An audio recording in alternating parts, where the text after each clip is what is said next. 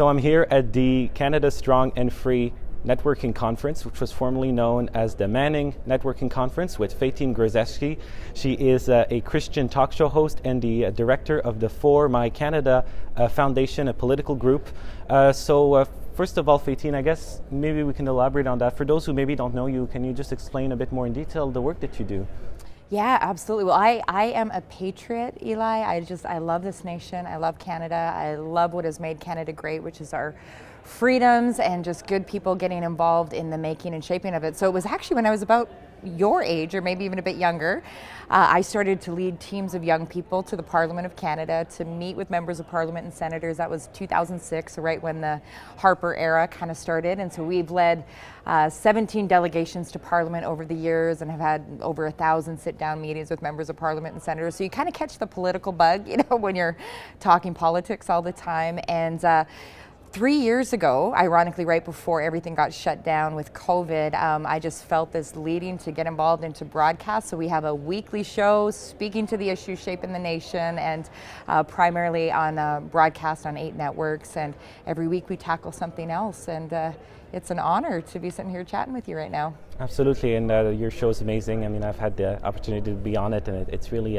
gives us a different perspective from what the legacy media has to offer, I find. So I was going to ask you, why did you decide to come out to the Canada Strong and Free Conference this weekend? Oh, well, I think it's important to get in a room with, number one, people that have a love for Canada, where ideas are being thrown out, where you can hear different perspectives, different angles, different innovative thought patterns, and obviously I wanted to be here for the debate, last night. So we're filming this on Friday morning, and the debate was pretty eye-opening, pretty electric, pretty feisty. Yeah. But I'm actually in the midst of a national tour right now, so we just kind of coordinated things so that I could be here this weekend. We're going to do one of our tour stops tonight in Ottawa. That's awesome. Well, how about we talk about your tour? So I know you've been wanting to engage more people in the political process, and you said so far you've been successful at that. So can you just explain to me what exactly you're trying to accomplish in your tour and some of the statistics that we talked about off camera? Yeah, absolutely. Well, Elie, this presentation that I put together, it's called the Engage National Transformation presentation. And basically what I've done is I dove into what happened statistically in the last 2 major leadership races with the Liberal Party and the Conservative Party. So that would be 2013 and 2020 for the Conservatives. And what happened in the last federal election that enabled Jagmeet Singh and Prime Minister Justin Trudeau to have the authority to form a coalition that would effectively give them a majority right up until 2025. And what I found, Elie, was actually stunning, even to myself. I've been at this for 2 decades now. But when I realized, after crunching the numbers, at 0.2% in both the Liberal leadership race in 2013 and the Conservative race in 2020, it was 0.2% of Canadians engaging by buying a membership, getting involved in the leadership election process. 0.2% of Canadians determined the choices that Canadians would have on the ballot for Prime Minister. I was actually shocked. I was really shocked. And then when I did the same number crunching about the 2021 election, I found that 0.05% of Canadians, which equates 21,900 votes, really are the votes that determined that Jagmeet Singh and Justin Trudeau would have the power to do what they're currently doing. So these are shockingly small numbers. And when I put it together in a presentation, Elie, and I'm bringing this to Canadians who love our nation, who care about our nation, and who are concerned about our nation, and are asking the question, like, what can we possibly do? When we're seeing the malfunction of our democracy on a regular basis, it feels like people are losing hope that they actually have the power to affect change. So what I'm seeing, Elie, is that this presentation is actually just showing the data, through the data, inspiring hope, and then obviously the current action point, is that we're in the midst of a leadership race right now, so people have a tangible way that they can respond to this information by getting involved, buying a membership, getting ready to vote for the September 10th election. So you said some 0.2%. That is, indeed, when I first saw that, I was astounded. Yeah. So how do you think we can increase that? Because, for example, in the United States, they have primaries, and a lot of Americans will vote in their primaries. So do you think maybe that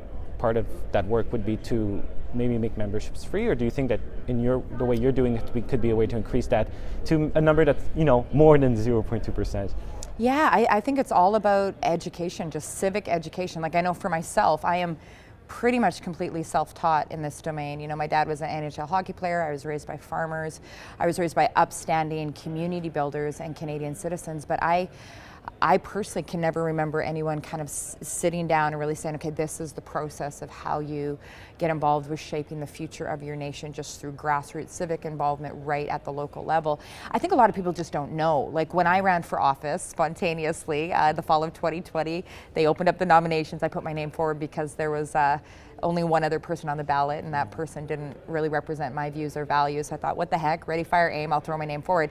But what I found, Elie, is that most of the people, even in my sphere, the people that I was just meeting in the community at that time, didn't even know that they could have a voice in the nomination process. I think a lot of times people don't get involved. That number's so low just because they don't know. They don't understand the semantics of the process along. Like they understand general election, but they don't necessarily understand leadership race. The average Canadian, not people like you who this is your passion, you know. For sure. And I get what you mean. I mean, I before getting this job, I used to work as a campaign manager, and we had to sell memberships. And yeah, like in what's considered a strong riding, if you sell 1,000 membership, it's considered a lot, but there are tens and tens of thousands of electorates in each riding. So, right, it's 1,000. So I get what you mean there. Even in the riding that I ran in, the population was 80,000, and when I got in the race, there were only 300 members in the. I was like, there's only 300 people that are going to potentially decide for 80,000 people the names that are going to be on the ballot. And so I'm really hoping that with this tour, number one, that you know, the data, the information is just, it's pure gold. It's just good data. But secondly, that it will help open people's eyes, put a desire in people's hearts to kind of get in the game and be a part. Because this room is full of great people, of good people, but there are so many good people in Canada that aren't in this room and don't even know that this room exists. Right, you're right about that. Well, Faytene, thank you so much for sitting down with me today. We've always appreciated the work that you do, and I wish you the best of luck with your newest initiative and your tour and your activism. Thanks, Elie. I hope you'll check it out. If I can say the website for the tour? So if people want to check us out in terms of what we're doing across Canada, we're going to be going right through to Victoria Island, back to Newfoundland, Labrador as well, and kind of everywhere in between. The website is messageforcanada.ca, all spelled out, messageforcanada.ca. Thank you so much, True North, for having me.